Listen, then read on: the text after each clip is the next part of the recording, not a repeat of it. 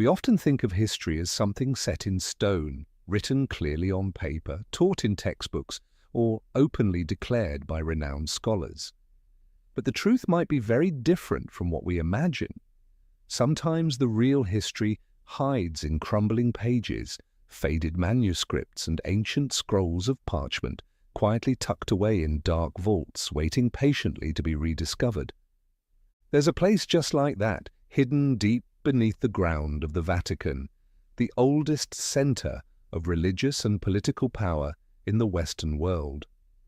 Tucked within the heart of this sacred city lies the Vatican's secret archives, a legendary secretive repository that few have ever been permitted to enter.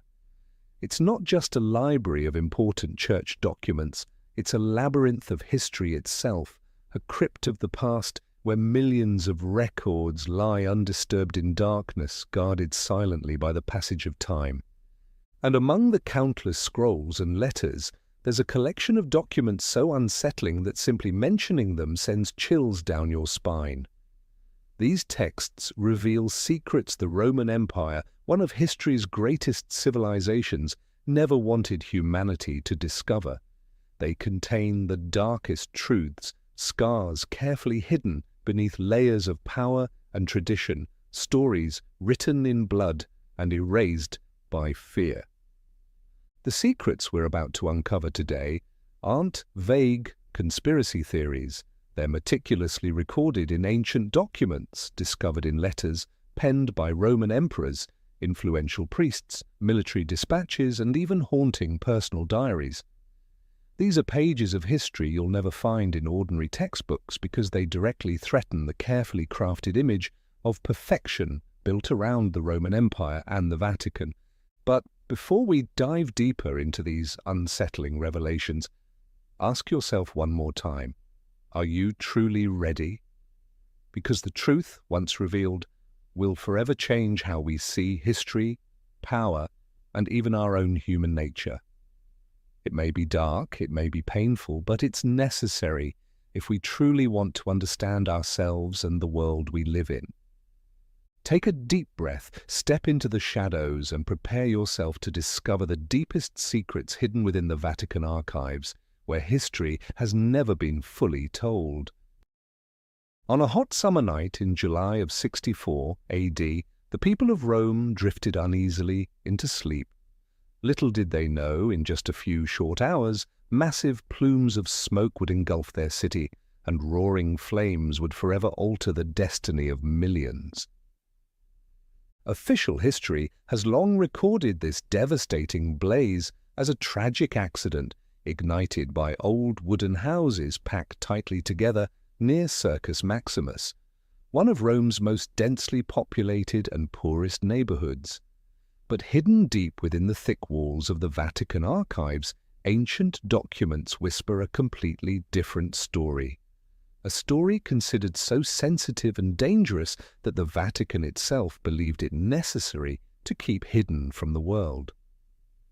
Ancient historians such as Tacitus and Suetonius described how the fire spread rapidly, consuming thousands of homes, lavish mansions, shops, and important public buildings. For 6 days and 7 nights, Rome burned relentlessly, leaving behind charred ruins and hundreds of thousands of desperate, homeless citizens. Conventional accounts portray Emperor Nero as being far away from Rome at the time, quickly returning to provide aid, opening up palaces and royal gardens to shelter those who had lost their homes. But is the truth really that simple? Buried within the Vatican archives lies a set of documents that high-ranking clergy have labeled the Acta Neronis, or the Files of Nero. These are confidential records, correspondence between Roman officials that have been kept out of humanity's reach for nearly 2 millennia. These documents don't just portray Nero differently, they also raise some deeply unsettling questions. According to the Acta Neronis, Nero was not at all surprised by the fire. In fact, the emperor had secretly issued orders months before, quietly preparing for these catastrophic days. A series of letters between high-ranking officials in Nero's administration explicitly discusses the urgent need to completely transform the face of Rome, to build a city more glorious, more magnificent, more worthy of the emperor's name. The phrase rebuilding Rome appears repeatedly with an almost ominous implication that to create something new, the old must first be destroyed, a task difficult to achieve without an event shocking enough, catastrophic enough to justify it. These secret letters preserved deep within the Vatican archives describe how Nero dispatched special groups, his own trusted guards disguised as ordinary citizens, to secretly ignite fires throughout Rome. Some documents even vividly describe how these teams used hidden, oil-soaked torches, strategically starting fires that quickly spiraled out of control, overwhelming both residents and firefighters alike. Even more disturbingly, a few confidential writings describe Nero observing the city burning from afar, not with sadness, but with a strange fascination, as if witnessing a grand performance he himself had directed. But perhaps the darkest revelation in these documents isn't just the conspiracy to destroy Rome. It's that Nero immediately sought to shift blame onto a specific group, the Christians, at that time still a marginalized minority in Roman society. A meticulously preserved handwritten record in the Vatican archives describes a secret meeting held shortly after the fire, in which Nero and his closest advisors deliberately plotted to portray the Christians as public enemy number one. It was a calculated strategy, cleverly designed to divert suspicion away from Nero himself.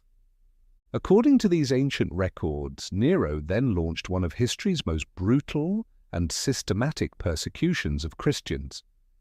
Those captured were publicly tortured and executed in horrific ways, used as entertainment in arenas, wrapped in animal skins and torn apart by beasts, crucified or even burned alive as human torches, illuminating the city streets at night. The Vatican archives hold letters detailing these horrifying acts with chilling precision. One official's report sent back to Rome reads, "Never before have we witnessed brutality on such a scale. Innocent people sacrificed without trial, executed merely to fulfill a political agenda understood only by Nero himself." This transforms the Great Fire of Rome from merely a tragic disaster into one of the bloodiest political conspiracies in ancient history, marking the beginning of a deeply painful and haunting relationship between the Roman authorities and Christians that would last for centuries. But among the secret letters, the Vatican archives also hold a shocking document known as the Annales Secreta Neronis, or the Secret Chronicles of Nero. This was essentially a detailed daily diary, supposedly written by Nero's personal secretary, but never publicly released. According to these records, just days after the fire, while smoke still blanketed Rome, Nero secretly summoned the empire's best architects to his palace, ordering them to begin immediately on plans to rebuild Rome into a brand new city he intended to call Neropolis. Ambitious sketches discovered in these hidden folders show a grand, magnificent Rome far greater than before, featuring straight avenues, expansive squares, and monumental buildings. Disturbingly, the areas marked for redevelopment match precisely the neighborhoods most severely damaged by the fire, almost as if every detail had been ruthlessly planned in advance. One chilling detail from this diary stands out. Nero reportedly said something cryptic to the architects as he reviewed the blueprints for Neropolis. "To build paradise, sometimes we must first pass through hell." This lends weight to the theory that Nero not only knew about the fire in advance, but personally orchestrated one of the greatest tragedies in ancient Roman history. Yet these secret Vatican documents also reveal a more complex picture of Nero's psychology. Personal correspondence between Nero and his close confidants, including Empress Poppaea, Sabina, and philosopher Seneca, reveals intense internal struggles following the fire. In a private letter to Seneca preserved deep within the Vatican vault, Nero expressed clear anguish. "Rome is burning, but perhaps it's my own soul that's truly on fire. What have I done to my own people? Will history forgive me or forever curse my name? Ironically, even Seneca, renowned for his moral integrity, became a victim of Nero's regime, forced by Nero himself to commit suicide.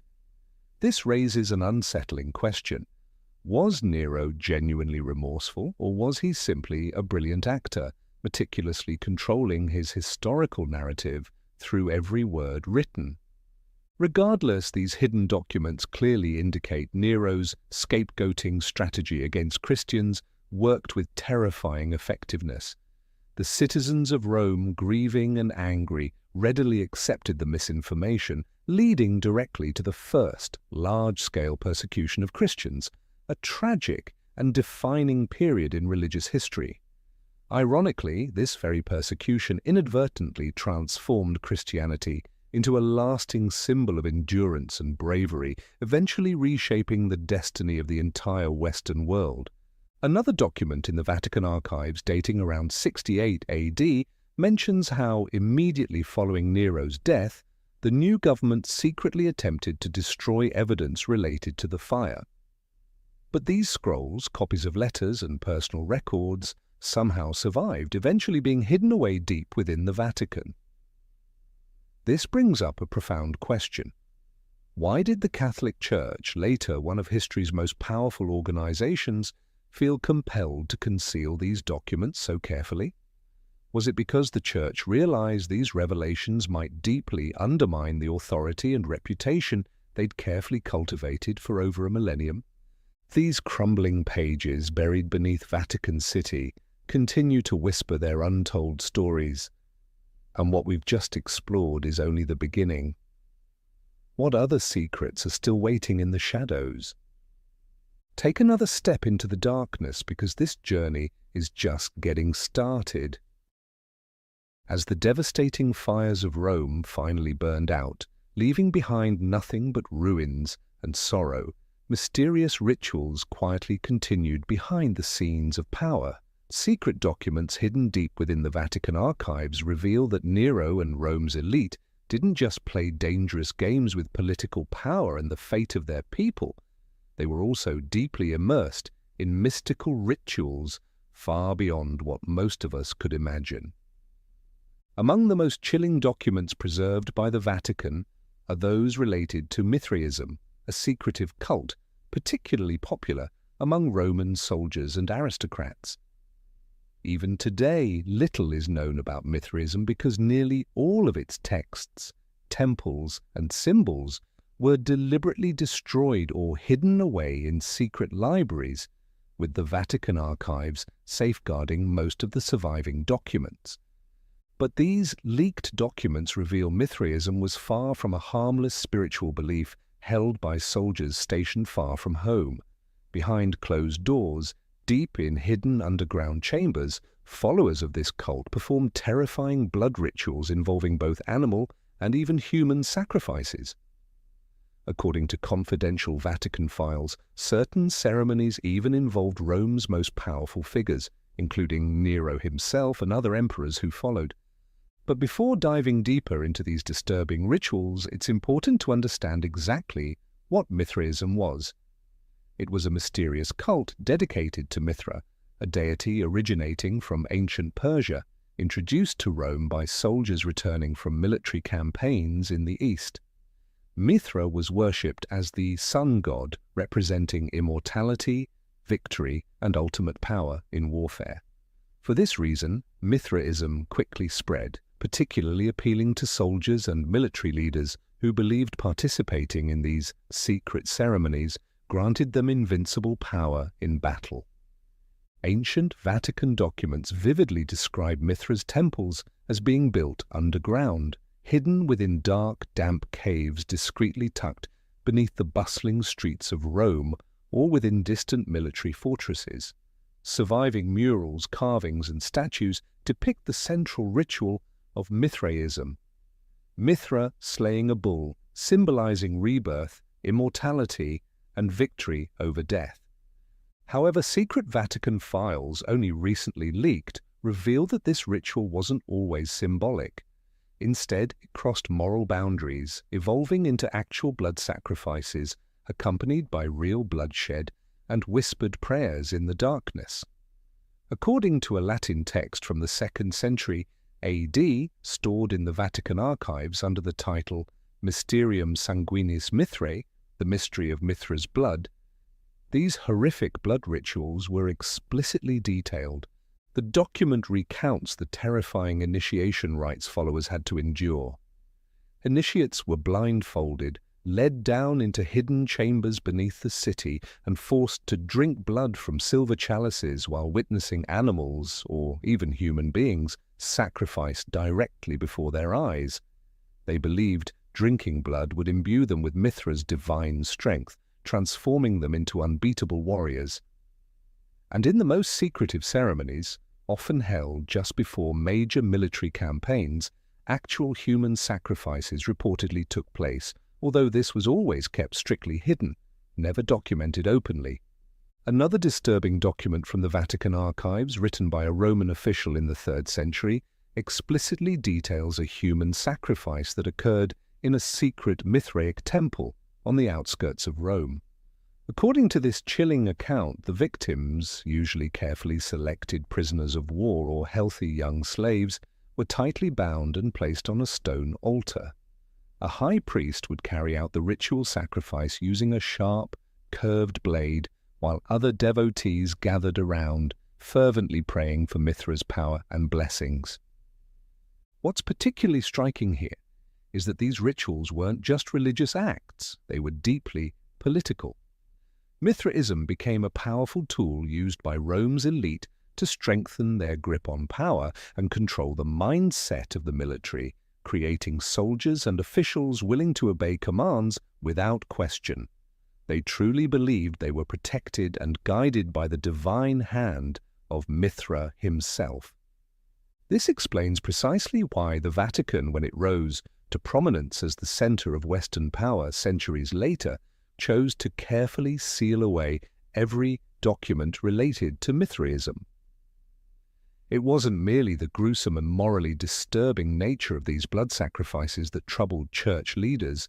It was also the fear that revealing these secrets would seriously undermine the moral authority and spiritual credibility the Catholic Church had carefully constructed. In the 4th century, when Christianity became the official religion under Emperor Constantine, Mithraism faced severe persecution. Hundreds of Mithraic temples across the empire were destroyed or permanently sealed. Followers were forced to convert or face execution. All secret documents and texts detailing Mithraic rituals were confiscated and moved to secure vaults deep within the Vatican. For the early church, Mithraism represented a direct threat, not just as religious competition, but because it exposed a dark, violent aspect of human nature, something the Church desperately wanted, hidden behind a facade of morality and divine light. A chilling letter preserved in the Vatican archives, written by a senior church official in the 5th century, openly states, "The rituals of Mithra must remain forever buried, not merely to protect the faith, but to conceal the terrifying truth that even supposedly civilized people once worshipped their gods through bloodshed and suffering." Copies describing Mithric ceremonies later discovered in ancient libraries under Vatican control revealed even more shocking details about the cult's dark rituals. One ancient text, known as the Liber Mithrae, Book of Mithra, written in ancient Greek, vividly described initiation rituals performed on Roman soldiers. Initiates faced 7 stages of increasingly symbolic yet horrifying violence. At the highest level, called pater, initiates personally participated in blood sacrifices, sometimes required to carry out killings themselves, to prove their absolute loyalty and devotion to Mithra. Paintings and carvings depicting these terrifying rites are still stored in the Vatican archives today.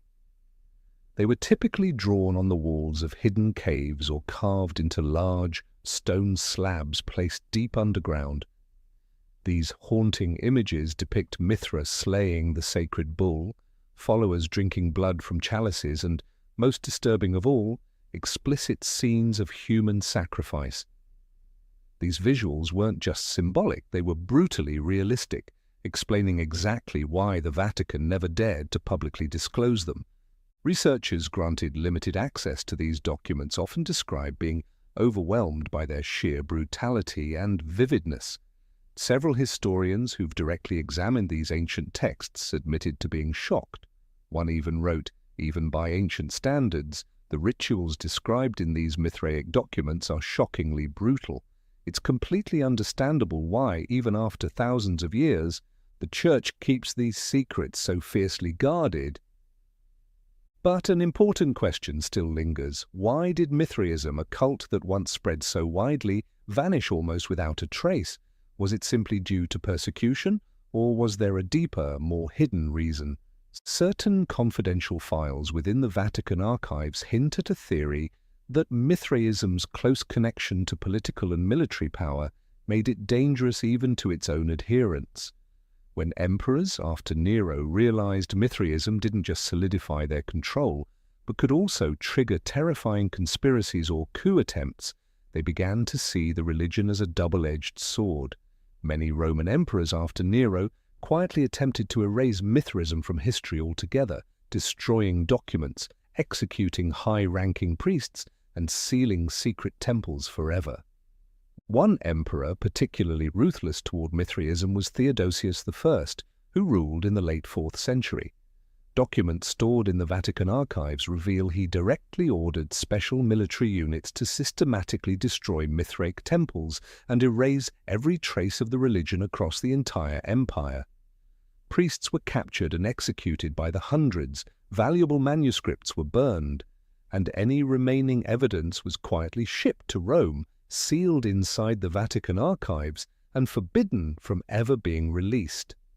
And so, Mithraism gradually faded from humanity's collective memory, becoming something of a ghost religion, a phantom of history, remembered only through whispered legends and rare documents occasionally leaked from the depths of the Vatican archives. The dark secrets of blood rituals and sacrifices beneath the surface of Mithraism are only a small fraction of what the Vatican has quietly hidden for centuries. As we journey deeper into this mysterious labyrinth, we come face to face with one of history's most controversial events, the execution of Jesus Christ. But this time, the story isn't told from the familiar perspective of the Bible. Instead, it emerges from secret documents, ancient records, the Vatican has always guarded closely and kept hidden from public view. In a small, secure room buried deep beneath the Vatican archives lies a set of sealed documents called the Acta Pilati, the Pilate Files. These are not newly discovered writings. Rather, they've been sitting silently in the shadows for nearly 2,000 years, authored by scribes directly under the command of Pontius Pilate, the Roman governor of Judea during the early 1st century. Pontius Pilate has long been a controversial figure. In the Bible, he's portrayed as indifferent and reluctant, ordering the execution of Jesus merely to appease the angry crowds and religious leaders. But the secret Acta Pilati reveals a very different Pilate, a shrewd, calculating politician who was keenly aware of any potential threat to stability in the region under his control. In these ancient pages, written in Latin mixed with Greek, there's a detailed and explicit report sent by Pilate to Rome shortly after Jesus' crucifixion. This was an official dispatch directly addressed to Emperor Tiberius, carefully justifying the risky political decision Pilate had made. According to this ancient record, Pilate described Jesus as a figure posing a significant potential threat to public order and security in Judea. Pilate had been closely monitoring Jesus through spies and confidential informants for quite some time, attempting to fully grasp the nature of the movement Jesus led. He paid particular attention to Jesus' teachings about the kingdom of heaven, and especially the phrase, "King of the Jews," which Rome interpreted as a dangerous and direct challenge to its absolute authority. Most importantly, the Acta Pilati makes it clear that Pilate did not consider Jesus' execution to be forced upon him. Instead, he viewed it as a calculated political maneuver. Pilate wrote explicitly, Jesus of Nazareth was not simply an innocent prophet, but the focal point of a political movement capable of inciting revolt against Rome. Pilate feared that unless swiftly and decisively suppressed, Jesus' following would quickly spread, igniting a full-scale rebellion in Judea, a notoriously unstable and difficult-to-control region. Another striking part of this document details the pressures Pilate faced from both local Jewish leaders and senior Roman officials in Syria and Rome. Pilate knew that a rebellion under his watch would effectively end his political career. Thus, executing Jesus wasn't merely about satisfying Jewish priests. It was a powerful message to anyone considering challenging the total authority of the Roman Empire. So why has the Vatican, the most powerful organization in Christianity, kept these facts secret for centuries? The answer lies deep within the complex nature of the Catholic Church itself. The Vatican's secrecy around Pilate's files is due to fears that these documents could dramatically alter how the world perceives the death of Jesus. Instead of a sacred, divine sacrifice as portrayed in the Bible, these confidential reports depict his execution as a purely political, cold-blooded, and carefully calculated decision. This revelation could lead to profound questions about the role the Roman authorities played in the early formation of Christianity, as well as how the Catholic Church has shaped billions of followers' understanding of history. The secret Vatican documents also reveal that Pilate's files once sparked fierce debates within the Church itself. Some senior church leaders in early Christianity considered these documents too dangerous and argued they should be permanently destroyed. Others believed Pilate's writings must be preserved as crucial historical evidence, even if they risked controversy or damage to the Church's image. Ultimately, the Vatican opted for a compromise to preserve the documents but keep them permanently sealed, granting only a tiny number of carefully supervised scholars limited access. This decision is precisely why these records still exist, yet remain hidden from the eyes of most of humanity even to this day. Another fascinating detail hidden within the secret Acta Pilati files is a meticulous description of the private encounter between Pontius Pilate and Jesus, an encounter only briefly touched upon in the Bible but richly detailed in these secret Vatican documents. According to these ancient records, Pilate conducted a lengthy and intense interrogation, not just a few simple questions, but a profound discussion about power, politics, and faith itself. In this secret dialogue, Jesus is portrayed as charismatic, intelligent, and remarkably insightful. Pilate asked Jesus directly about the true meaning behind the phrase, "King of the Jews," and whether Jesus was plotting against Caesar. Jesus answered calmly but with deep implications, saying, "My kingdom is not of this world, and my power does not come from fear or oppression, but from truth." Pilate was startled and confused by this response, but he also sensed an immediate and serious threat.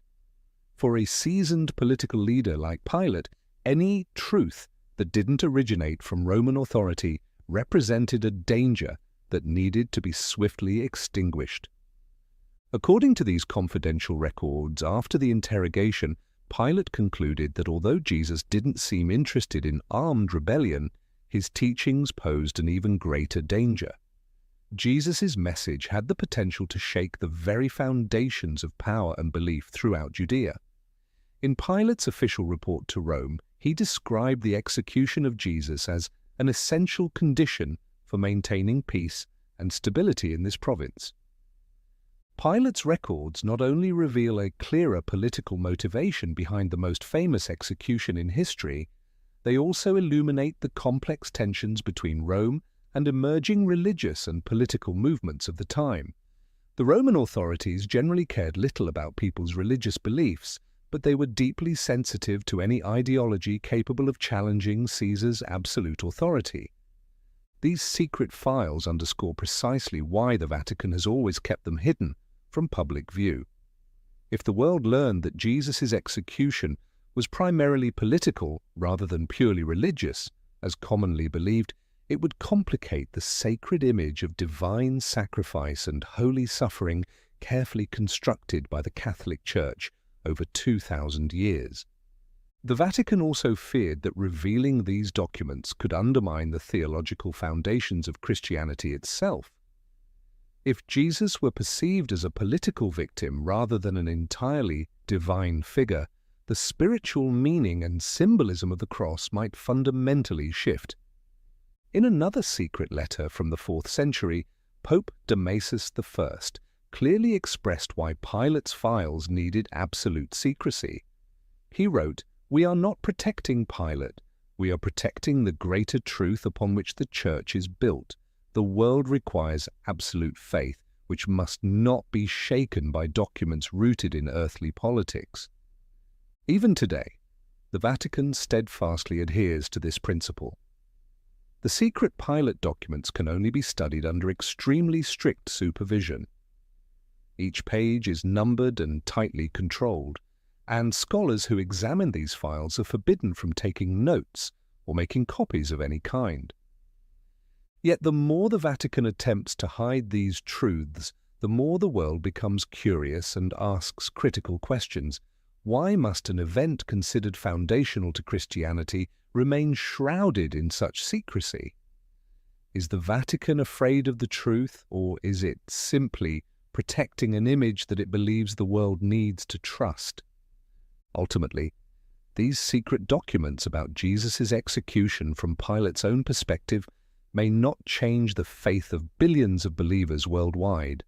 However, they unquestionably prompt us to reflect more deeply about the nature of history, power, and truth itself, because sometimes the truth we know is just a tiny piece of a much larger story, a story still hidden carefully within the mysterious underground vaults of the Vatican archives.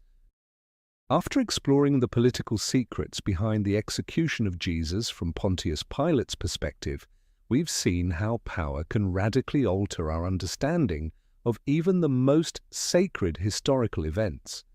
But the Vatican archives don't merely hold secrets about religion and politics. Hidden deeper still are horrors that would make even the bravest souls shudder. Within the darkest, most secluded sections of the Vatican archives lie medical documents from ancient Rome, records so disturbing that even scholars allowed to study them find themselves recoiling in shock and disgust. These manuscripts vividly describe brutal live dissections and horrific medical experiments performed on slaves, prisoners of war, and even innocent civilians, all justified under the pretense of scientific advancement and medical progress. At the heart of these chilling documents is a name familiar to anyone acquainted with Western medical history: Claudius Galenus, more commonly known simply as Galen. He was the most famous physician of the ancient world, whose medical texts dominated Western medicine for over 1,000 years.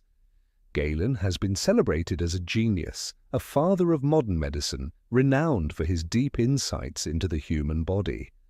But secret Vatican documents reveal a far darker story about Galen and his colleagues. Behind the shining reputation and significant contributions to medicine lies a hidden reality, a story of cruelty hidden in secret laboratories deep underground. According to an ancient Greek manuscript carefully preserved in the Vatican archives titled Experimenta Anatomica, Anatomical Experiments, Galen and his fellow physicians conducted brutal live dissections on prisoners of war and slaves to understand precisely how the human body functioned. The document describes these experiments in chilling, explicit detail, noting that victims were often tightly bound to stone tables, sometimes fully awake and completely aware of what was about to happen to them. These experiments weren't limited to mere observation. They included horrifying tests such as the removal of living organs, measuring responses to intense pain, and even testing individuals' endurance against extreme physical torture. All these actions were justified by the stated goal, documented by Galen himself, of gaining a deeper understanding of human anatomy and resilience. One particularly haunting account describes an unnamed young slave who was kept conscious while Galen opened his chest cavity to directly observe the beating heart and lungs. The slave's extreme suffering was described with cold, clinical detachment, as if it was simply another scientific observation. Even more disturbingly, Galen wasn't alone in these practices. Secret records reveal that the Roman Empire had an extensive system of hidden medical schools and research institutes dedicated specifically to conducting these horrific experiments. Vatican documents reference the existence of a clandestine Special Institute of Anatomy, Anatomica Specialis, operating secretly under direct sponsorship from Rome's political elite and military leaders. This institute's purpose was to gather medical insights impossible to obtain through conventional methods of the time. These actions were never openly publicized, even in ancient Rome, precisely because their creators understood their own inhumanity. Ancient texts make it clear that only a tiny circle of Rome's most powerful leaders knew about these horrific experiments, while the general population remained completely unaware. Galen and his fellow physicians lived double lives, publicly renowned for their genius and contributions to humanity, while privately carrying secrets so horrifying they took them to their graves. According to secret records stored deep within the Vatican archives, Galen didn't just carefully document his medical findings, he also meticulously described the selection process used to choose victims for these experiments. Healthy prisoners of war, young men, and particularly foreigners captured in battle were prioritized. Some victims were specifically chosen because of unique physical attributes or unusual physiological features that Galen and his colleagues wanted to study. Another document in the Vatican's archives, titled Liber Mortis et Doloris, the Book of Death and Pain, written in Latin around the 2nd century AD, records in chilling detail over 300 live anatomical experiments conducted by Roman physicians under Galen's supervision or direct command. These cold, objective notes even contain comments about the feelings of the doctors themselves as they performed these horrific acts. One young physician involved wrote openly, "At first, I felt sickened by what I saw, but gradually my heart hardened. Witnessing suffering became routine because I understood that this pain served science, served a greater glory." The most horrifying aspect of these documents is the attitude these ancient scientists held toward their subjects. They did not see their victims as human beings, but merely as living objects, research subjects, and nothing more. To Galen and his colleagues, those being dissected alive, cut open while fully conscious and experiencing excruciating pain, were simply necessary steps in their quest for knowledge. So why has the Vatican kept these documents hidden for so long? The reason lies deeply rooted within the very nature of the Catholic Church itself. For centuries, the Vatican has worked to portray the ancient world as a civilization that could harmonize with faith, morality, and humanity, revealing that celebrated historical figures like Galen, the so-called father of Western medicine, once committed such horrifying acts would shake the foundations of the ethical values the Vatican has long sought to promote. Moreover, the Vatican understands that if the public learned of these deeply inhumane practices, endorsed and supported by Roman authorities, it would severely damage the image of ancient civilization itself, the very foundation of Western culture. Since the Catholic Church later considered itself the heir to Roman civilization, exposing this information would essentially be tearing down the moral and historical foundation the Church painstakingly built over 2 millennia. Indeed, secret files reveal that the early church quickly recognized the danger posed by these medical records. A letter written in the 4th century by a bishop named Marcus Aurelius Clemens, addressed directly to the Vatican, clearly states, "The horrific experiments carried out by Roman physicians, no matter how they are justified by science or any other reason, are crimes before the eyes of God. These records must be destroyed or permanently sealed, not just to protect the Church's reputation, but to safeguard the conscience of humanity itself." Ultimately, the Vatican chose to preserve these documents, but under absolute secrecy. Access was restricted to a carefully selected handful of scholars, each of whom had to swear a strict vow of silence about what they discovered. Even then, scholars were permitted to view only limited, carefully chosen portions of the texts. The story of Galen and his inhumane medical experiments is more than just historical. It's a stark warning about the ethical limits of science. It reminds us that even the greatest geniuses, the most brilliant minds humanity has produced, can become blinded by the allure of power and knowledge to the point of completely abandoning compassion and basic humanity. Now, before we move forward, ask yourself, have we truly learned the lessons from our past? Or are we still repeating these same mistakes today, perhaps in subtler ways, hidden more carefully behind closed doors? The disturbing accounts of Galen's vivisections have only scratched the surface of the dark secrets the Roman Empire tried desperately to hide. But as we delve deeper into the shadowy corridors of the Vatican archives, we encounter stories even more haunting, atrocities committed during Rome's ruthless campaigns of territorial expansion, acts of systematic cultural genocide that official histories have nearly forgotten.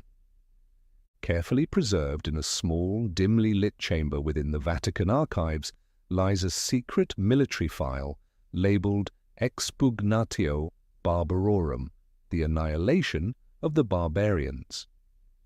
Inside this file are confidential reports from Roman generals detailing mass extermination campaigns conducted in the regions of Gaul, modern-day France, and Dacia, present-day Romania.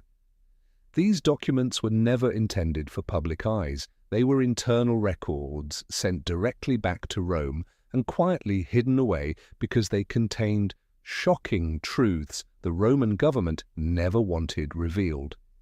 Among the most chilling documents is a secret report written by Julius Caesar himself concerning the conquest of Gaul, specifically the devastating campaign against the city of Alesia.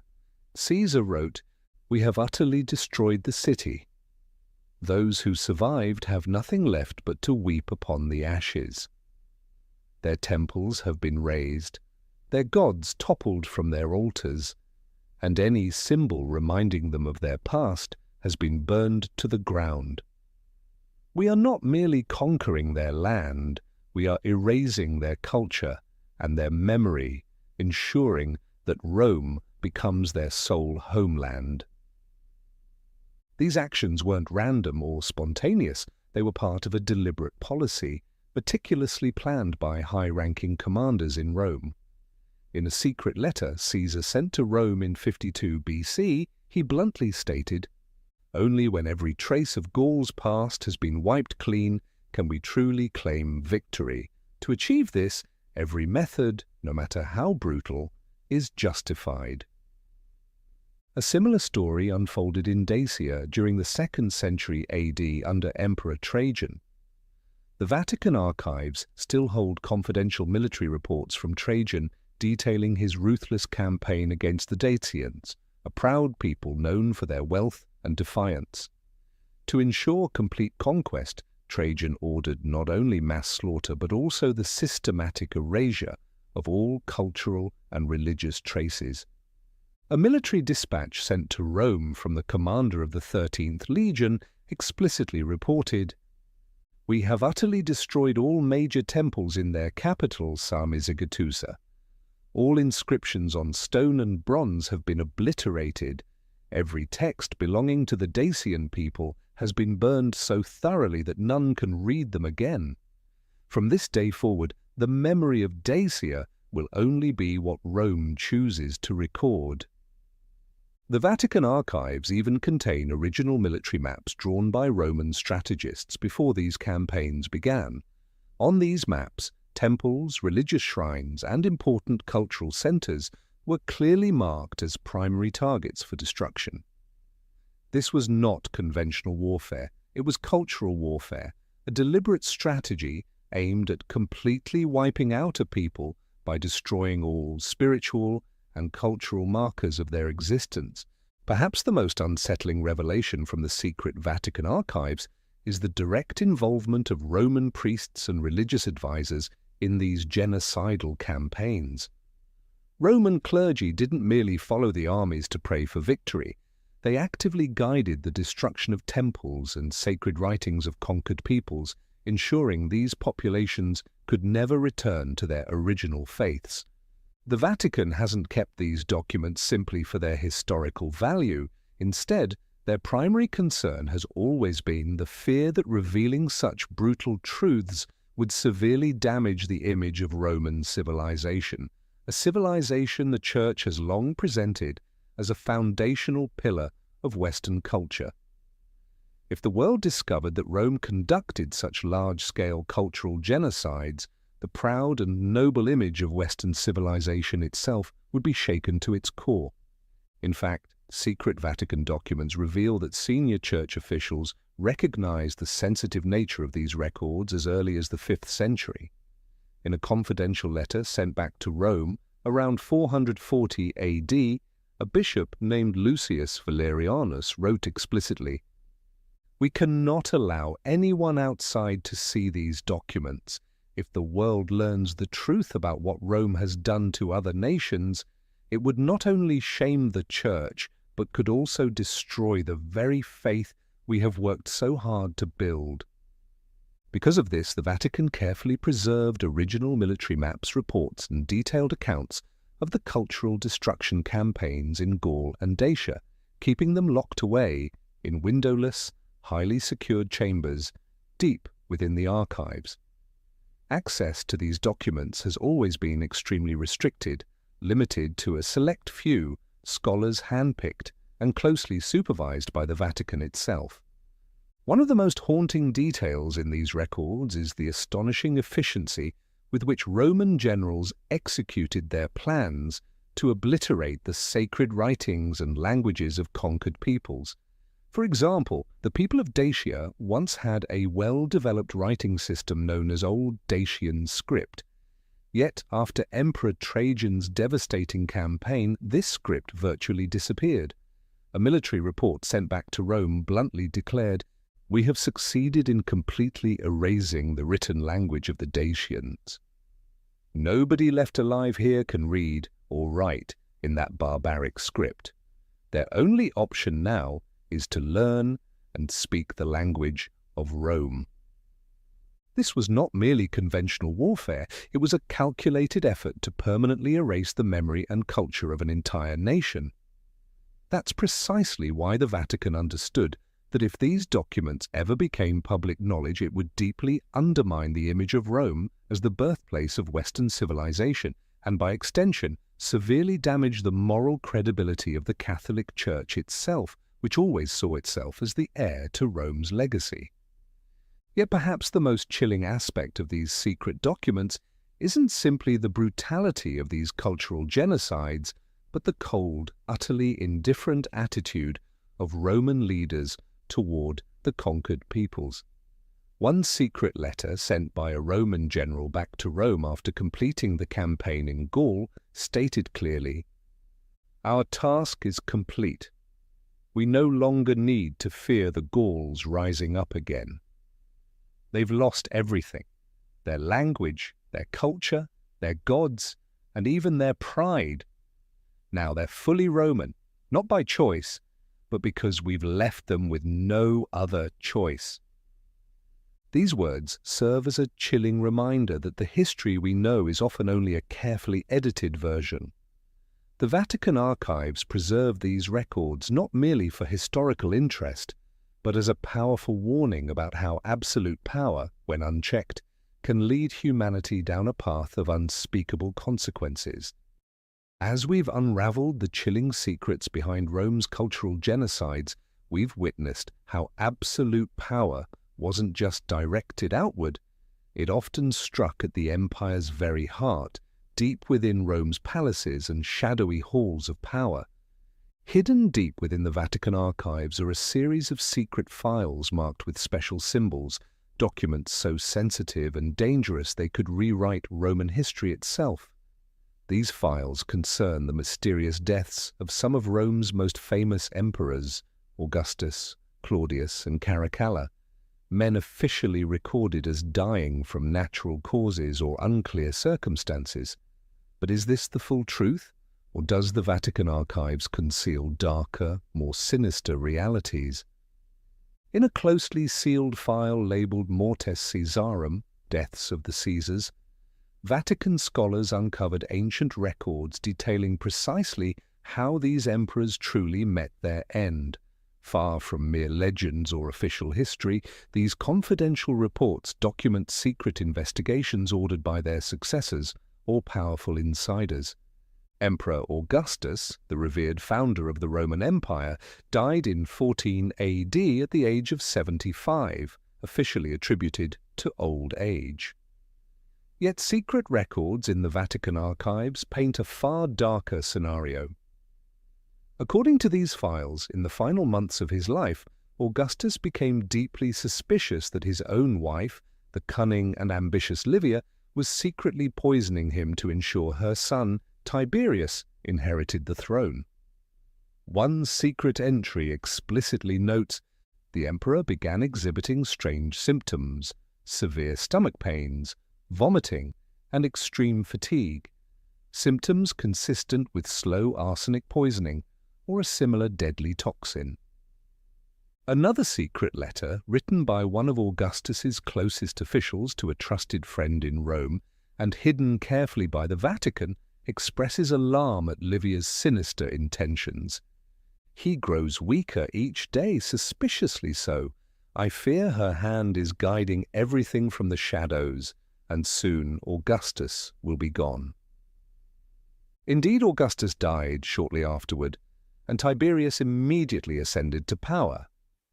Any suspicion or private investigations into Augustus's death were swiftly crushed by the absolute authority of the new emperor and the influential Empress Livia.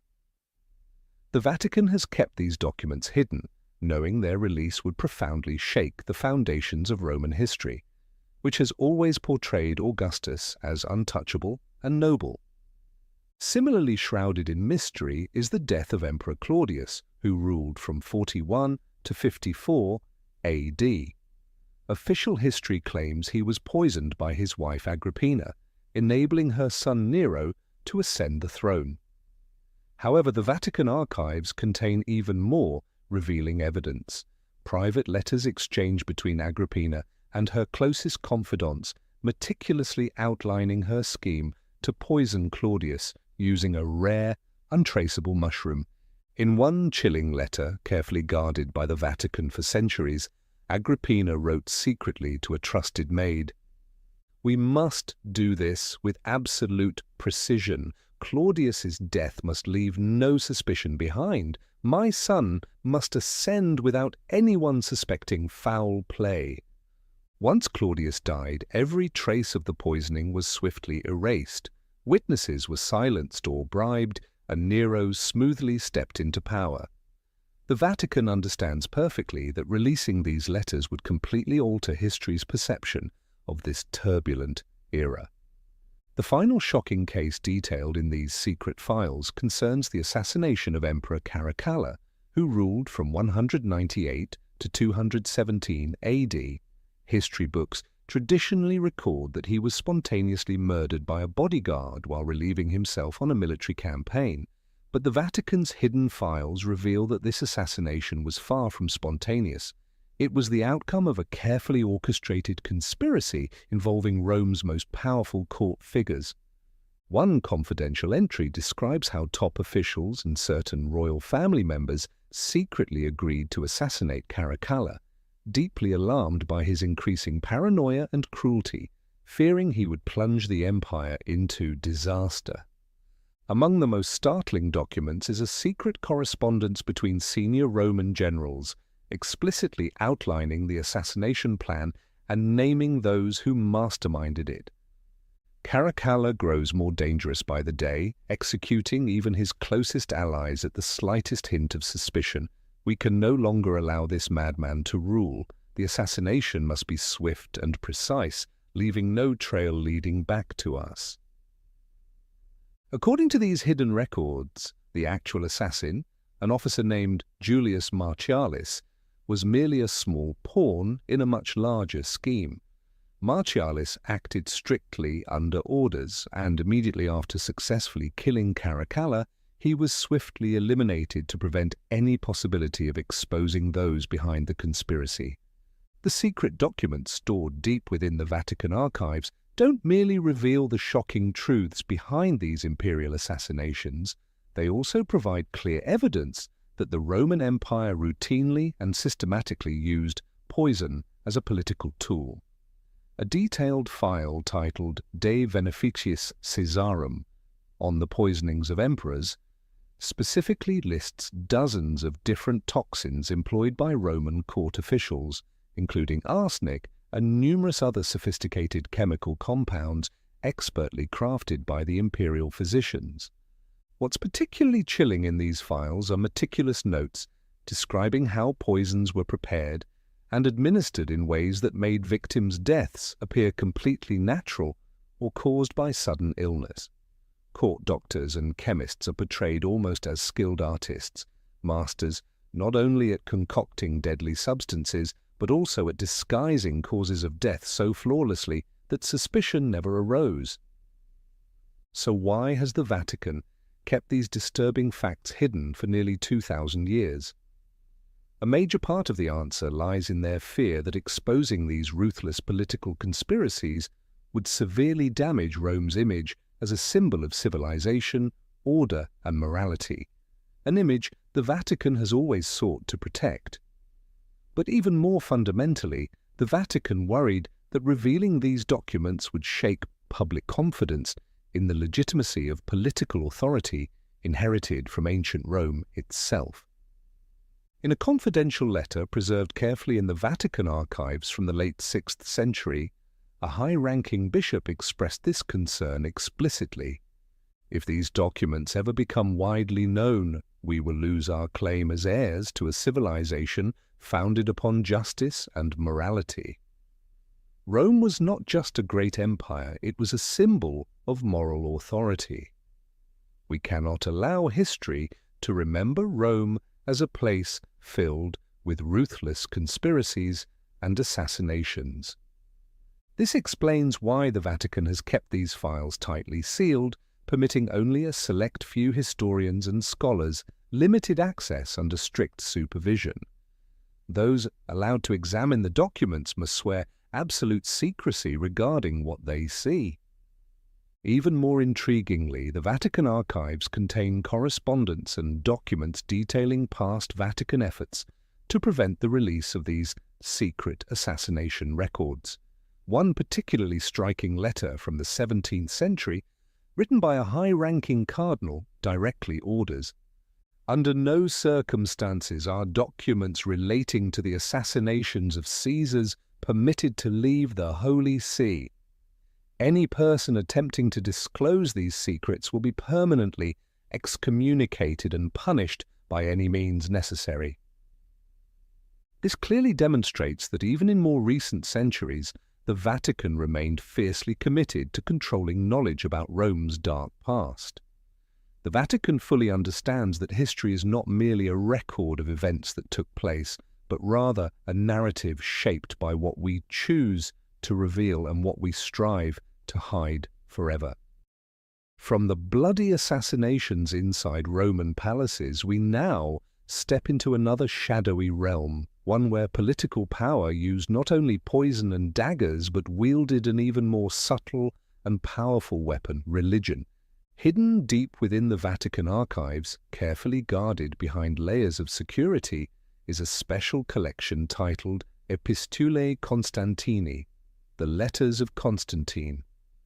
This collection contains secret correspondences exchanged between Emperor Constantine, the first Roman emperor to officially legalize Christianity, and the highest-ranking Christian bishops of the early 4th century.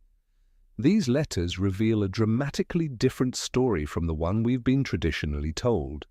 Christianity was not simply embraced by Constantine out of genuine faith. Rather, it was the result of a calculated political deal, a historical bargain between Rome's powerful emperor and the early Christian church. These letters, some written in Greek, others in Latin, explicitly show how Constantine saw Christianity primarily as a strategic tool to unify his deeply divided empire. In a particularly revealing letter addressed to a senior bishop named Eusebius in the year 313 AD, Constantine bluntly stated, "I have little interest in theological debates, but I see clearly that this new faith has greater potential to unify my people than any legion of soldiers. If you can help me stabilize the empire, I will ensure Christianity takes its rightful place in Rome." What stands out here isn't just Constantine's pragmatic approach, but also how explicitly he viewed Christianity as a political solution, a tool more effective for managing public sentiment than military conquest. The Vatican archives have kept these letters hidden precisely because they pose a deep and uncomfortable question. Did Christianity truly flourish due to genuine faith, or was it skillfully leveraged as a political instrument in the hands of a powerful emperor? One of the most significant events detailed in these secret letters is the Council of Nicaea in 325 AD, an event that shaped Christianity as we know it today. Official history states that the council was convened purely to resolve theological disagreements within early Christianity. But the secret Vatican documents tell a far more complex truth. The Council of Nicaea was a sophisticated political event, carefully orchestrated by Constantine himself to unify religious belief and thus solidify his own absolute power. Another secret letter from Constantine to his closest officials shortly before the Council of Nicaea made this point explicitly clear. If we intend to use Christianity as the new foundation of the empire, these bishops must agree on a single, unified system of belief.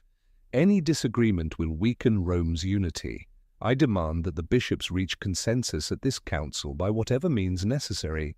Secret Vatican records clearly show that Constantine leveraged his immense political authority to pressure the bishops at Nicaea, forcing them to agree on key theological points, particularly the divinity of Jesus Christ. Anyone who refused faced immediate expulsion or even direct threats. An internal document from the Council of Nicaea, kept hidden for centuries in the Vatican archives, plainly states, "The emperor issued an unmistakable command. Those refusing to sign the new statement of faith will not only be expelled from the council, but regarded as enemies of the empire itself. We had no choice but to comply." From this council emerged the declaration of faith known today as the Nicene Creed, becoming the foundation of Orthodox Christianity. Yet perhaps the most critical outcome of Nicaea, kept secret for generations, was Constantine and the senior bishops' carefully calculated move. They decided precisely which texts would become part of the official Bible and which would be permanently discarded from history.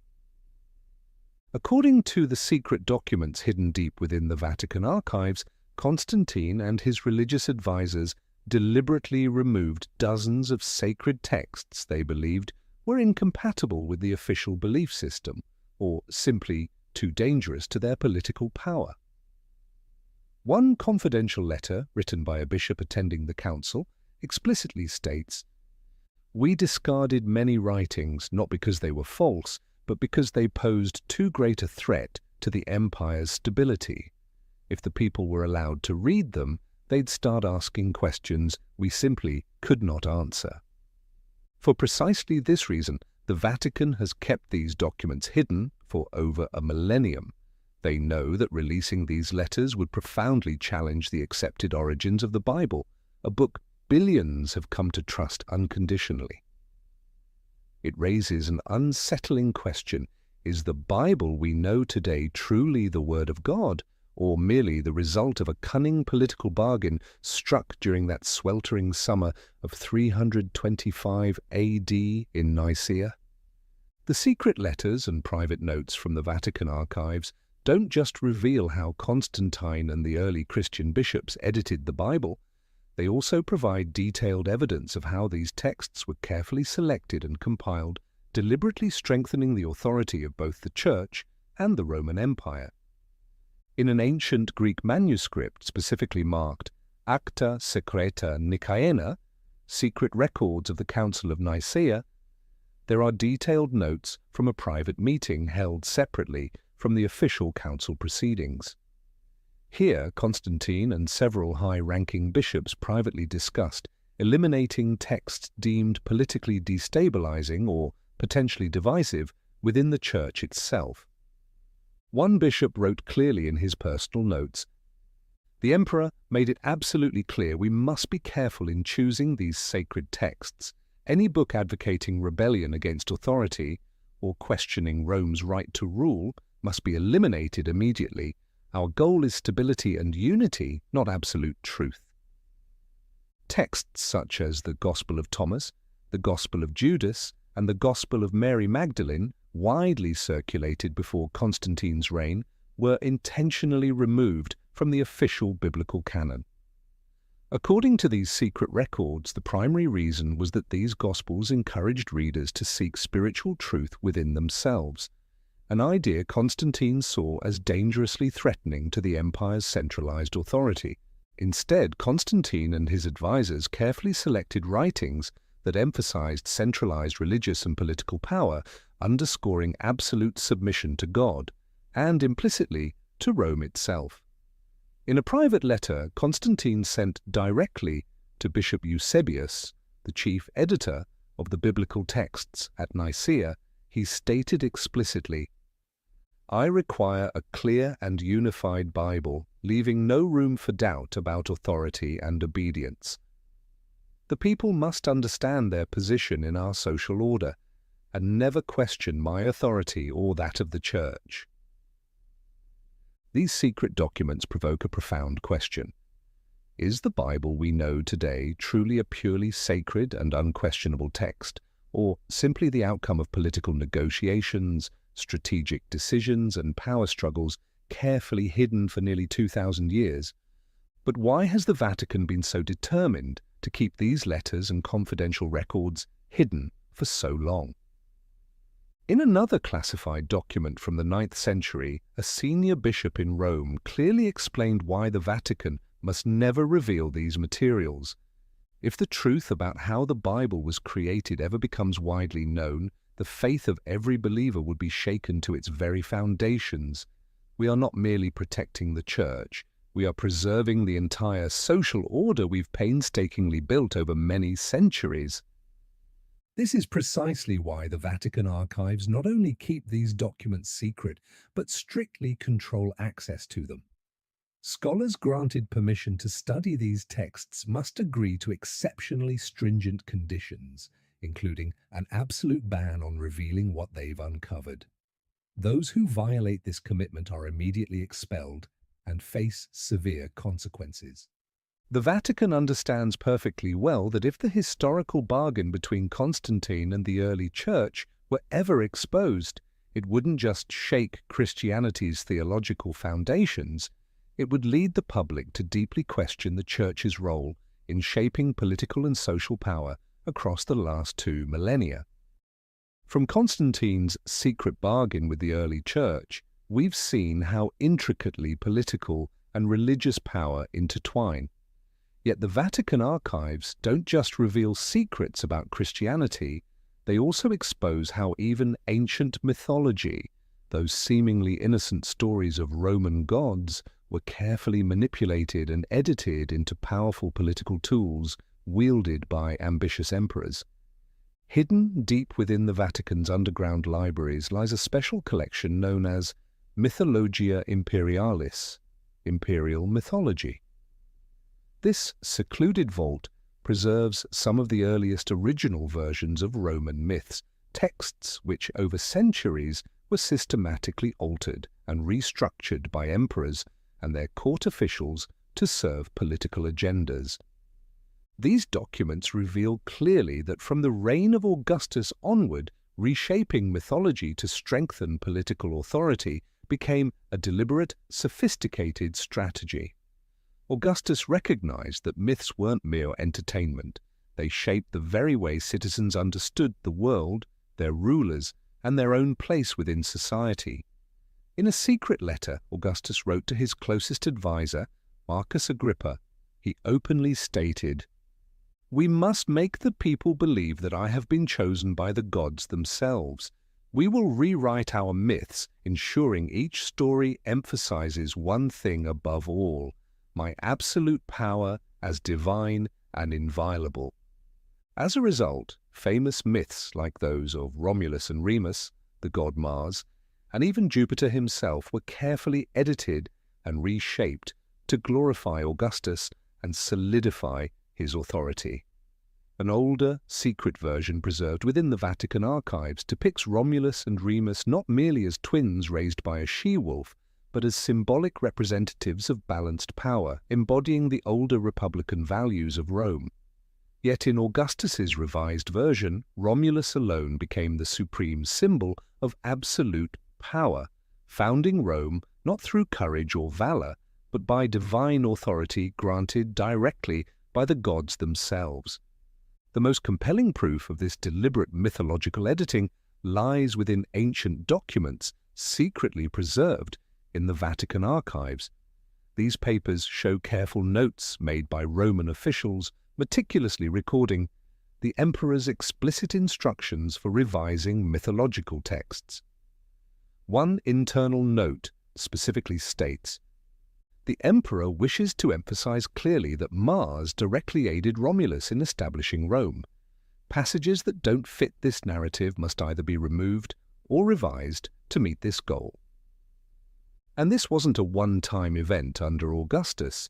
It continued systematically with subsequent emperors such as Nero, Domitian, and especially Commodus.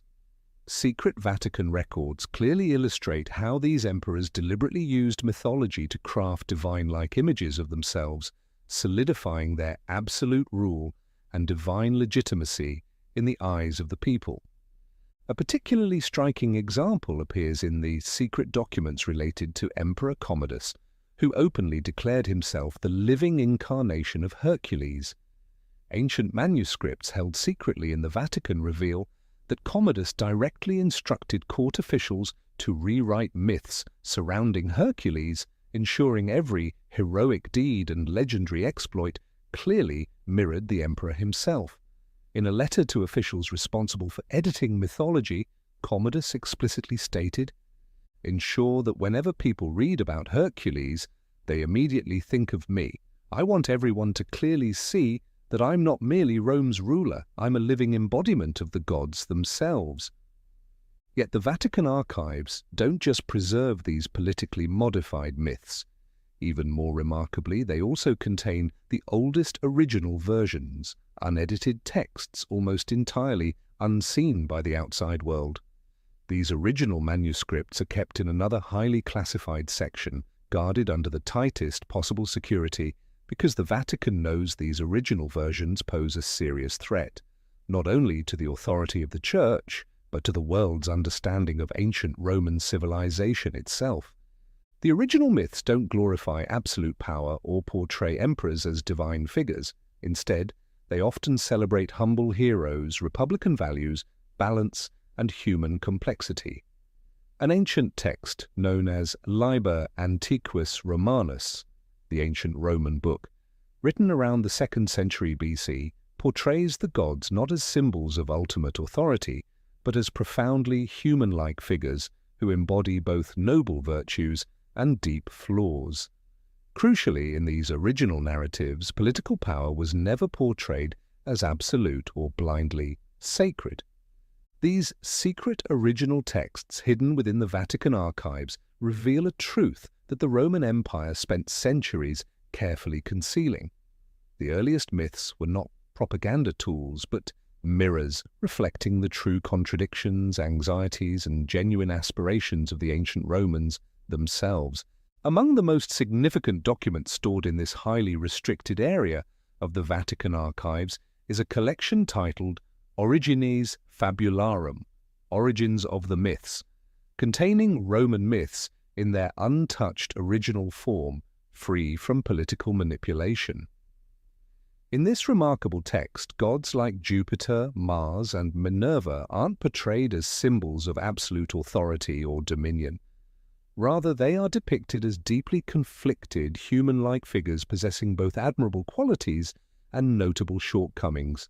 In one original version concerning Mars, the god of war, Mars doesn't simply embody glorious Roman victories. Instead, he expresses hesitation, inner turmoil, and haunting regrets over the violence and death he himself causes. Such passages were systematically erased or heavily edited by later Roman emperors, turning Mars into a flawless icon of endless triumph. A revealing note preserved in the Vatican archives, penned by a court official responsible for editing myths during Emperor Domitian's reign, clearly illustrates the purpose behind these alterations.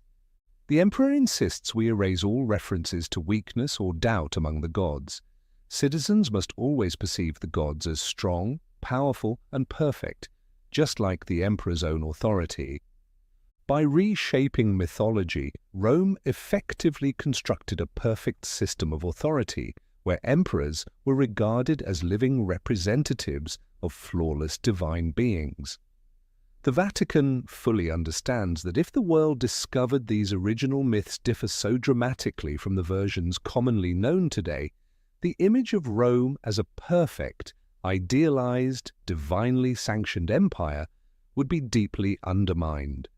But why has the Vatican remained so determined to hide these original manuscripts for so many centuries? An internal Vatican document from the 8th century, authored by a senior church official, directly addresses this question. We cannot permit the original myths to become widely known, as they carry a dangerous message that power itself is inherently complex and imperfect. If people understand this clearly, they will ask questions we cannot answer. We must ensure the gods remain perfect and elevated, preserving the social order we've carefully constructed. Other confidential records describe scholars granted limited access, expressing shock upon realizing the sheer scale and subtlety of mythological manipulation performed by Roman authorities. What's most astonishing is the intricate and detailed manner in which Roman emperors altered these stories. They didn't just rewrite myths, they completely reshaped their meanings, creating an idealized belief system designed to maintain absolute power. Moreover, these original myths pose profound questions about human nature and authority itself. Rather than celebrating blind obedience or absolute power, the earliest versions constantly challenge leaders, questioning their responsibility, morality, and humanity. The Vatican recognizes that if these messages became widely known, ordinary citizens would inevitably question the legitimacy of authority, including that of the Church itself and the very structure of society. That's precisely why these original mythological texts remain under the strictest possible protection in the Vatican archives, not just to preserve their historical significance, but to safeguard the social stability the Vatican has worked tirelessly to maintain for 2 millennia. And while authorized scholars occasionally gain limited access, they are always under strict surveillance and bound by solemn vows of absolute secrecy. From rewriting myths to strengthen political power, we've discovered that it wasn't just history's surface, but even humanity's most sacred stories that were manipulated by hidden hands. But the history of the Roman Empire wasn't solely shaped by powerful emperors or altered mythologies. Hidden even deeper in the darkest recesses, lies a world most of us have never even heard about, the mysterious realm of secret societies. Among the most carefully guarded documents in the Vatican archives is a highly classified set of files known as Acta Saturnaliae, the Saturnalia files. These shocking records reveal that Saturnalia, the famous Roman festival celebrated with feasts and revelry at the end of each year, concealed something far more profound, a powerful secret society operating behind the scenes, subtly influencing Rome's most critical decisions. These secret notes make it clear that Saturnalia was never merely an innocent celebration marked by parties and temporary social role reversals. Beneath the festive masks and joyful chaos were clandestine gatherings of an elite council consisting of Rome's most influential figures, high-ranking officials, military commanders, priests, and wealthy aristocrats. This secret council met in absolute secrecy during the darkest nights of Saturnalia, in hidden chambers deep underground, completely off-limits to outsiders. A confidential Vatican document vividly describes the rituals performed at these secret Saturnalia gatherings. These meetings begin at the darkest hour in sealed chambers far beneath the city streets. Members are cloaked entirely in black robes, their faces concealed, illuminated only by the flickering glow of torches. Strange sacred rites are conducted, and Rome's most critical decisions about its future are made right here, in total secrecy from the public eye. These hidden files don't merely confirm the existence of this secret Saturnalia Council, they also provide evidence of exactly how it exerted control and manipulated Rome from within. According to the records, council members utilized mysterious symbolic maps, strange, cryptic charts, to determine the fates of regions and peoples Rome would conquer or destroy. In a chilling private letter, one council member explicitly wrote, "Our decisions appear directly on these sacred maps. We place our hands upon them and decide which lands shall prosper and which must vanish forever. The destiny of the entire empire rests solely in our hands, the hands of those who dwell in shadow." The Vatican doesn't only tightly guard records of these secret rituals, it also rigorously restricts access to any information regarding the identities of the council's members. However, leaked documents reveal that even Rome's most powerful emperors, including Augustus, Nero, and Marcus Aurelius, either belonged to this society or had close secret connections with it. In one carefully preserved confidential letter, Emperor Nero addresses a mysterious figure known only as Pater Saturnalis, writing, "I have done exactly as the council instructed. Rome now burns, but from its ashes our absolute power will rise stronger than ever. I hope the council finds satisfaction in my actions." Most fascinating of all, the Vatican archives not only keep records of this secret society, but they also carefully guard the symbolic mysterious maps once used by the Saturnalia Council. These aren't ordinary maps, they're filled with cryptic symbols, winding lines, and strange markings that researchers today still cannot fully decipher. Within these Vatican records, the Saturnalia Society isn't merely described as a shadowy group holding quiet influence. Instead, it's portrayed as the very heart of Rome's true power. Secret writings from the 2nd and 3rd centuries state clearly that no crucial decision, from choosing emperors and launching military campaigns to managing the empire's economy, could proceed without the secret council's approval. A secret internal document carefully preserved deep within the Vatican vaults and written in ancient Latin vividly details how the Saturnalia secret society manipulated even the process of imperial succession. We never openly choose the emperor. We do it from the shadows. The successor is selected by this council, and our task is to ensure the public believes everything happens naturally, that the gods themselves, rather than we, have chosen their leader. The most intriguing revelation within these records is the existence of a mysterious figure known only as the Pater Saturnalis, the father of Saturnalia. According to confidential accounts, the Pater Saturnalis wasn't merely the leader of the secret society, he was also regarded as the keeper of Rome's destiny. His identity has never been disclosed in any official text, and the Vatican archives maintain strict secrecy surrounding every detail related to him. But what truly alarmed the Vatican about the Saturnalia Society wasn't just their immense historical power, it was the nature of their clandestine nighttime rituals. Secret files describe ceremonies conducted in complete darkness, involving masked members, esoteric symbols, and even symbolic animal sacrifices performed to decide Rome's future. One classified document, penned by a Roman priest around the 5th century, reveals this clearly. During the rites of Saturnalia, cryptic prophecies were recited, symbolic patterns were drawn on ancient maps, and critical decisions were made. No emperor dared oppose this council's choices, because all understood clearly that true power did not rest upon the throne, but rather in these dark chambers beneath the earth. This revelation raises profound and unsettling questions. Do we genuinely understand the full history of ancient Rome, or have we merely glimpsed the small fraction those in power wanted us to see?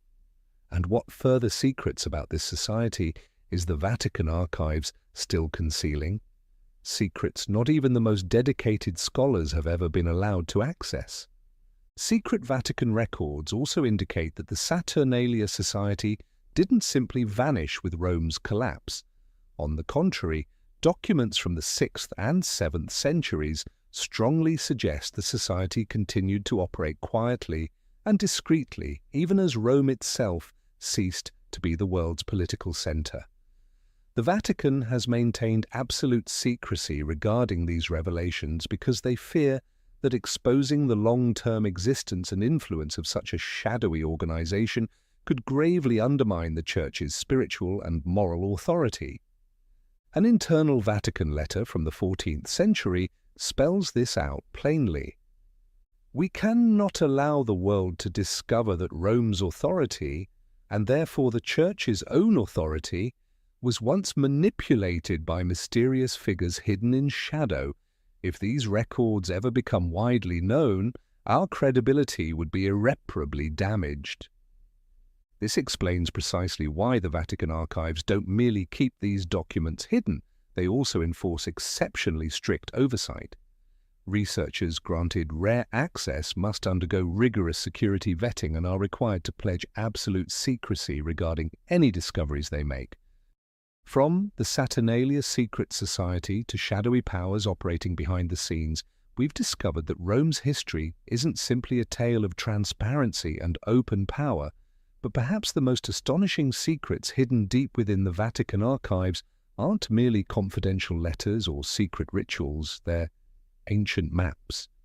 Maps that reveal an entirely different Rome, a hidden world never before mentioned in official documents. Secured deep within the Vatican's most heavily guarded chambers are ancient maps known as the tabulae occultae, secret maps. These aren't ordinary charts of trade routes or territories officially acknowledged by the Roman Empire. Instead, they unveil secret pathways, hidden cities, and sacred places that have never appeared on any official Roman record. In a confidential 4th century record, a senior cleric named Lucius Rufinus described his astonishment when he first encountered these maps. When I first laid eyes upon those maps, I simply couldn't believe what I was seeing.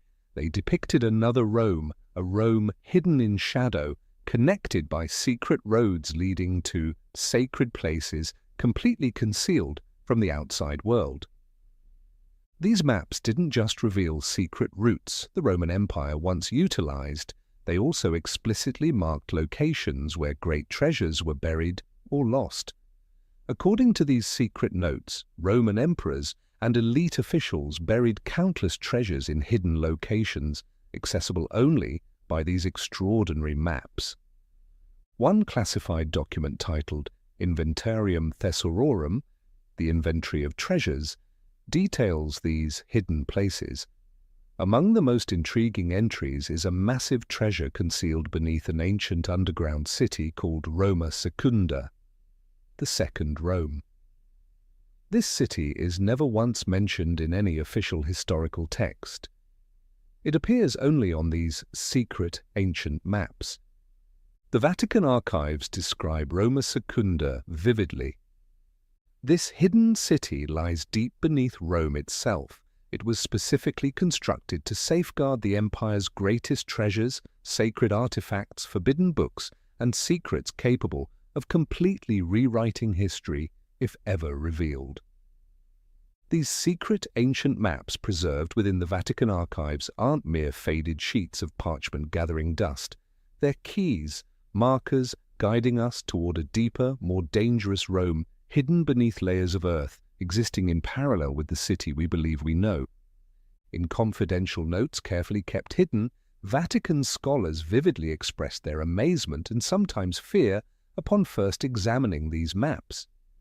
A 15th century scholar named Alessandro di Siena recorded in his research journal, "When tracing the routes marked on these maps, you don't merely see familiar cities, you discover places whose names history has completely forgotten.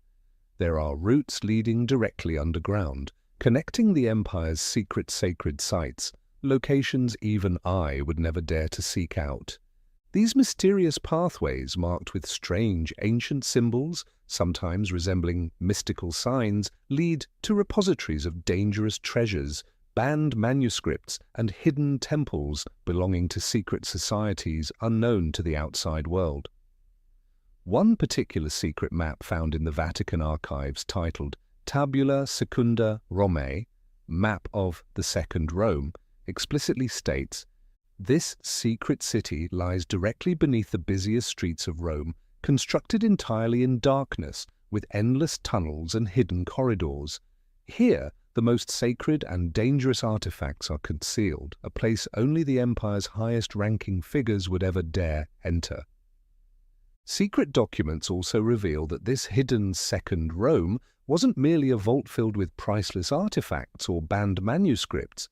It was, in fact, the true center of power in ancient Rome, a center whose existence was known only to a select few, and whose authority even the most powerful emperors had to quietly acknowledge. A confidential record from the era of Constantine explicitly states, "Even the emperor must understand that Rome's true power doesn't reside in palaces or upon thrones. It lies deep beneath the city, where the keepers of secrets and guardians of treasure control every critical decision." So what exactly is the Vatican archives concealing about these maps, and why have they remained hidden for so long? A secret 17th century letter from a high-ranking Vatican cleric provides a chilling explanation. If these maps were ever to fall into the wrong hands, the world as we know it would change forever. Behind each secret route lies knowledge humanity has never been ready to confront. We keep these maps secret not just to protect the Church, but to shield mankind itself from truths it cannot yet understand or control. Furthermore, the Vatican fully realizes that revealing the existence of this hidden Rome would prompt profoundly unsettling questions. Could what we consider history merely be a fragile surface hiding much deeper, darker secrets? Another classified document written in the 18th century by a Vatican cardinal states clearly, "The Second Rome doesn't merely hold physical treasures, it houses knowledge humanity isn't yet prepared to face. Truths about the true nature of power, the real past of mankind, and secrets capable of plunging our world into chaos." This explains why the Vatican archives not only safeguard these maps and related documents, but also maintain an incredibly strict system of protection and surveillance. Scholars granted rare permission to research them face severely restricted access, must pass stringent security checks, and remain under constant Vatican supervision. Our journey into the dark secrets buried deep within the Roman Empire, carefully hidden for thousands of years inside the Vatican archives, has led us to an unavoidable conclusion. The history we know, the stories we read in textbooks and official records, have never represented the full truth. The history we're often told isn't simply a recounting of what happened. It's a carefully selected narrative, edited and reshaped by those in power to protect their own interests. From Nero's infamous fire in Rome to secret societies and lost maps, we've witnessed how real power isn't built solely on transparency. It relies just as heavily on hidden truths carefully concealed from public view. Never before has the relationship between power, religion, and historical revision been clearer. The Roman Empire didn't just dominate through military force, it also controlled through cultural, spiritual, and political manipulation, rewriting myths, editing sacred texts, and sometimes completely burying inconvenient truths. True power isn't merely control over people or territory, it's control over memory, belief, and even what humanity is allowed to know. The Vatican archives stand as the ultimate symbol of this power, where truth is treated as a precious yet dangerous asset. The Vatican doesn't just preserve historical documents, it actively protects, regulates, and at times deliberately conceals them. They do this not merely to protect the Church, but to maintain a social order they believe the world isn't ready to change. But are we, with all our modern advances in science, awareness, and ethics, truly ready to face the darkness within our own civilization? Do we possess the courage to confront our deepest secrets, the unsettling truths, and accept that the civilization we're proud of might rest on foundations dramatically different from what we once believed? Perhaps the secrets hidden within the Vatican archives are precisely what we need most to understand, because only by truly knowing the darkness can we fully appreciate the light. History isn't merely a record of events, it's a powerful reminder that truth is complex, layered, and sometimes frightening. Yet within that complexity and fear, we learn humility, caution, and vigilance in the face of power and truth. Ultimately, the story of Rome's dark secrets leaking from the Vatican archives isn't meant to undermine our faith in history or civilization. Instead, it's an essential reminder that history must always be approached with clear-eyed objectivity, relentlessly questioned, and examined under the harshest possible light. Only by doing so can we mature as a civilization, strong enough to face our own inner darkness. And as we conclude this exploration, one final question continues to echo in our minds. Are we truly ready to know all these secrets?